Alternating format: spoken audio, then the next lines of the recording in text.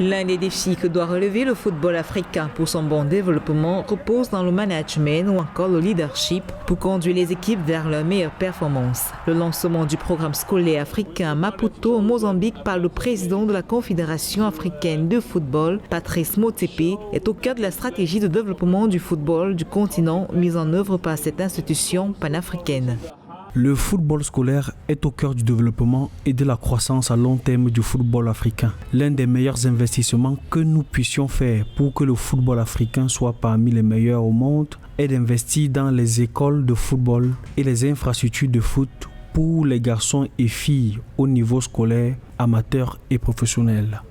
Le programme scolaire africain de la Confédération africaine de football est un partenariat impliquant la CAF, les gouvernements africains et les associations de football de 41 pays participants. Le programme comprend également la prestation de cours pédagogiques, d'entraînement et de développement des compétences. La Fondation Motsepe a fait un don de 10 millions de dollars au programme. Ces fonds serviront de cagnotte pour les écoles vainqueurs.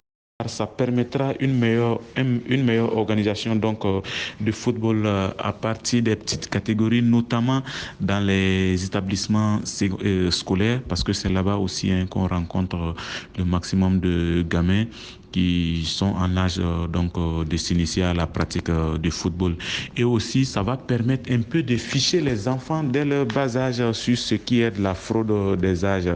Vous savez qu'en Afrique, on est beaucoup confronté à cette difficulté où après, vous voyez des gamins qu'on dit avoir 18 ou 19 ans, alors que dans la réalité, ils ont peut-être 22, 23 ans.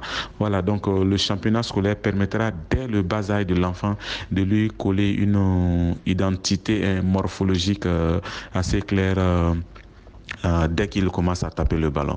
Le programme devrait se jouer entre avril 2022 et mars 2023. Il comportera 3 phases, notamment une phase nationale, une seconde zonale et la dernière continentale. Le programme se concentre sur le renforcement des capacités dans les domaines de la gouvernance, de l'encadrement, de l'éducation et des médias pour les pays participants. La Confédération africaine de football souhaite ainsi utiliser le pouvoir du jeu pour changer le visage de l'Afrique.